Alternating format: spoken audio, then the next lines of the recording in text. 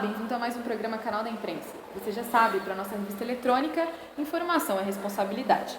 No programa de hoje, o assunto que nós vamos explorar são as questões dos novos fluxos migratórios no mundo e o discurso de ódio ao estrangeiro que nasce dessa situação. A ideia é que a gente converse um pouco também a respeito de como a mídia pode intensificar esse sentimento de xenofobia. O nosso videocast sempre procura tratar a questão da edição que está no ar de forma resumida para que você possa ter uma palhinha do conteúdo que nós preparamos a cada quinzena. E para compor o bate-papo de hoje, estão presentes aqui comigo alguns dos articulistas dessa edição. Quero apresentar a vocês Guilherme Cavalcante, seja bem-vindo.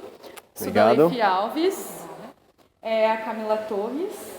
A gente também recebe no programa de hoje o jornalista Ruben Holdorf, ele que é coordenador do curso de jornalismo do UNASP, doutor em comunicação e semiótica com ênfase em análise de mídias. Seja muito bem-vindo. Obrigado.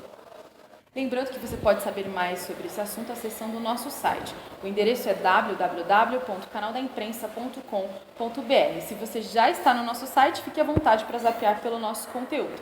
Aqui na tela estão aparecendo as nossas redes sociais. Fique ligado nas nossas discussões e acompanhe o nosso trabalho. E aí, pessoal, estão prontos para o debate? Vamos lá. Então vamos direto ao ponto. Quero começar com o professor Ruben. Professor Ruben, o que é xenofobia e qual é a origem histórica do ódio ao estrangeiro? A origem histórica não tem que é algo muito antigo, mas sempre teve esse ódio ao estrangeiro. A xenofobia seria o medo do outro, a aversão, o rancor, a raiva, a repulsa pelo outro. Quando você percebe no outro algo que você não gosta, que você não quer para si, e também algo que você desejaria, mas você é incapaz de ter. Então, quando o outro ele é aproximado, ele se torna amigo. Mas quando ele é afastado, ele se torna um inimigo. Alguém que deve ser repelido ou até mesmo destruído. Existe alguma questão social, cultural que faz emergir esse sentimento? Ou isso é uma coisa muito aleatória? É muito aleatório, mas tem alguns casos muito fortes na história. Eu vou mencionar algo que aconteceu no Brasil. Por ocasião do fluxo migratório na virada do século XIX para o XX, nós tivemos vindo a maior quantidade de mão de obra com pouca qualificação, que foram os poloneses. Eles vieram literalmente para substituir a mão de obra escrava no campo. E ao chegarem aqui, por não terem a qualificação que outros que vieram antes, italianos, holandeses, alemães, até mesmo alguns franceses, eles foram colocados nos piores serviços. E eles já tinham problemas na Europa, principalmente com alemães e russos e ucranianos. Então, quando eles chegaram aqui, eles vão se deparar no mesmo espaço com esses vizinhos novamente. Então, eles são rotulados. Então, surgem algumas expressões que são comuns até hoje, principalmente na região do Paraná, entre Ponta Grossa e Curitiba, onde tem muitos descendentes de poloneses. É o tal do polaco. O polaco é uma expressão pejorativa que rebaixa esse outro que veio como imigrante para cá. Então, algumas frases também surgiram, que se tornaram palavras de ordem.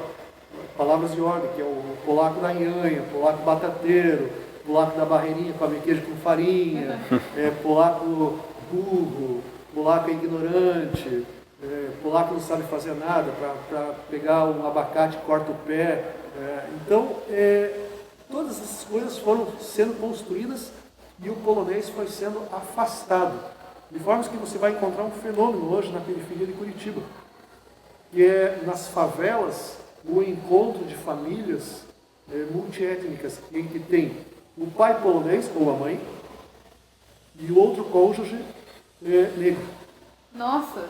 Então você vê a união dos que eram desprezados pela sociedade e que se encontram na periferia das cidades, principalmente Curitiba. Interessante, um caso interessante. Outro que também foi, durante algum tempo, usado a expressão turco. Todo comerciante era o turco. Porque ele era libanês, ele era sírio, era alguns raros jordanianos, palestinos ou iraquianos, árabes, e tinha o judeu também. E o turco mesmo, o cara da Turquia, não veio. Na realidade, são 5 famílias que existem no Brasil, de turcos mesmo. Então, foi generalizado. Por quê? Porque naquela região do Oriente Médio, durante muitos anos, criou-se um império, que era chamado Império Turco-Otomano. Então, todos esses que vieram de lá, com essas migrações, eles tinham um passaporte, dizer você é turco, sendo judeu, sendo libanês, árabe, palestino, mas era turco. Então aí se generalizou em dizer que todo comerciante mal intencionado, ladrão, silvino, era turco. É interessante, né, como é que a questão de terminologia pode definir como a pessoa vai ser tratada. Suda, a respeito dos casos de xenofobia hoje, né, que o mundo está vivenciando hoje, você acha que essas situações estão estritamente relacionadas à crise econômica? Eu acho que parte do pressuposto que é algo nosso, como humanidade. Nós temos, de uma forma natural, um sentido de rejeição do outro desde os primórdios. Então, essa diferença, você pode encarar isso como algo positivo, mas eu acho que hoje, tendo o agravante da crise econômica, eu acho que a diferença se tornou algo negativo. E eu me torno ameaçado por essa diferença. No Brasil, Guilherme, você acha que a xenofobia que a Europa tem vivido, ela está começando a se apresentar? Porque a Europa está deixando de receber estrangeiros porque vive uma situação de crise econômica e acha que a vinda desses estrangeiros de países em conflito vai afetar ainda mais essa situação crítica econômica. A gente vê a França, que já é um país naturalmente xenófobo, recusando-se a receber. A gente vê a Alemanha em conflito com essa situação. Aqui no Brasil isso se apresenta de alguma forma? Isso já se apresenta há algum tempo, né? Na Europa nós temos vários casos que são muito relacionados também à questão econômica, né? Por exemplo, em muitos países se vê que os estrangeiros estão querendo roubar a mão de obra, estão querendo roubar o seu emprego, roubar a sua vida. Mas no Brasil isso se apresenta já há muito tempo. Um exemplo disso é a própria vinda em massa de nordestinos e nortistas ali no começo do século XX aqui para o estado de São Paulo e para a região sul do Brasil. E desde então nós sempre vemos vários casos de xenofobia e preconceito com relação a eles. Um exemplo que ficou muito marcado aí na mídia foi a questão do nível da água no Cantareira. Isso foi um fator que ajudou a expor como realmente a xenofobia é algo enraizado na própria mente aqui dos paulistas, dos brasileiros de forma geral, né?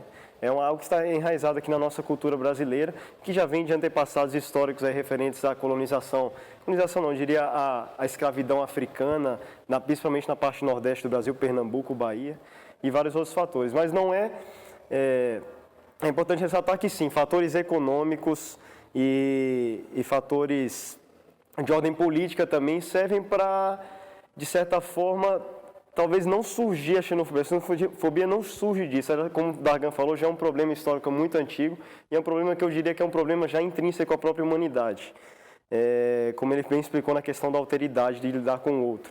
Mas se torna também um problema de maneira, ela é exacerbada através das crises econômicas, das crises políticas, que só servem para demonstrar o quanto isso já está enraizado no nosso país. E a questão... O polonês chegou a ser chamado na determinada de negro às avessas. Nossa, que absurdo. Isso aí foi uma frase, acho que a mais chocante, a mais forte, em que mostrava esse preconceito contra migrantes brancos. Tá? Na realidade, no Brasil, o que nós vemos em termos de Brasil são mais aspectos, não diria assim, xenófobos, mais regionalistas.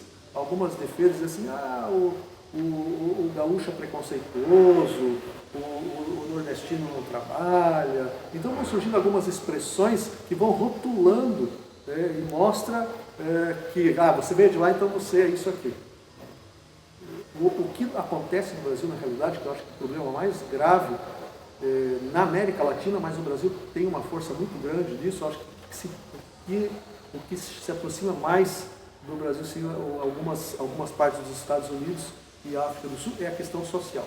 Tá? Porque aí você vai ver o negro rico desprezando o negro pobre. o branco rico desprezando o branco pobre. É uma questão social. Se você é rico, se aglutina independente das etnias, independente da cor, da tonalidade da sua pele.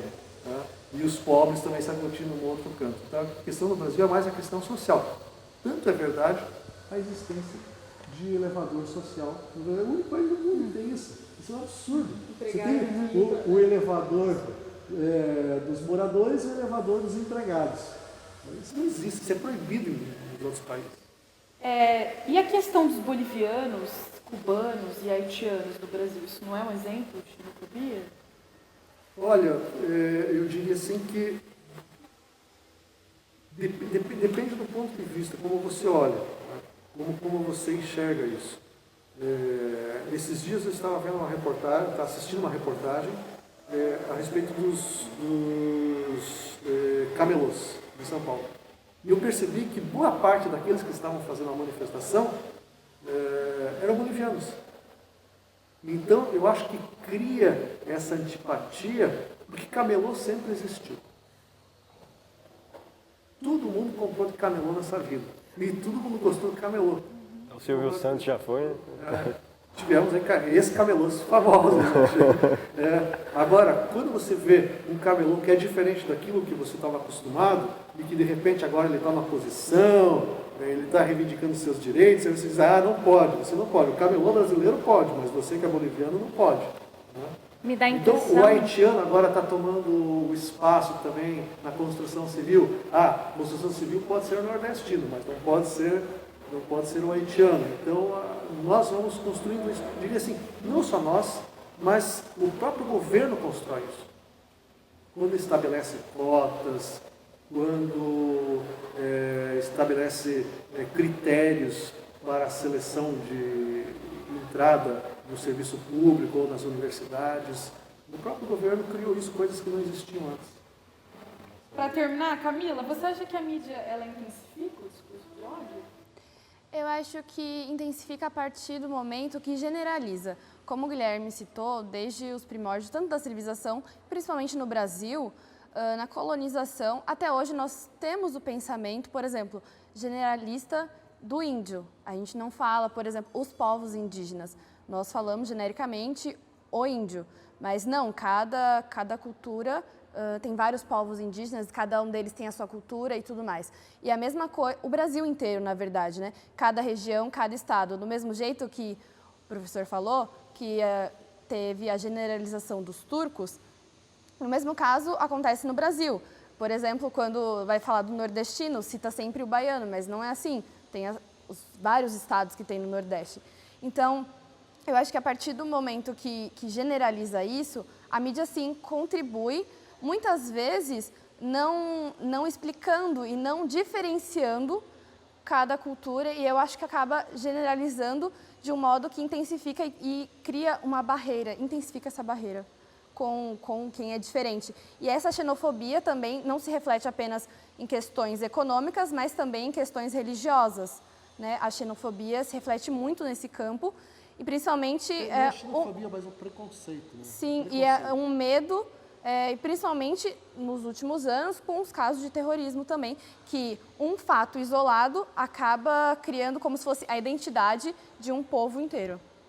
O papo tá ótimo, mas o nosso tempo é muito curtinho e a gente precisa encerrar o programa de hoje. Quero agradecer a participação de vocês, obrigado pela presença aqui, pela discussão bastante instrutiva. E você sabe que pode saber mais sobre esse assunto acessando os nossos artigos. O nosso site é www.canaldaimprensa.com.br. Até a próxima quinzena.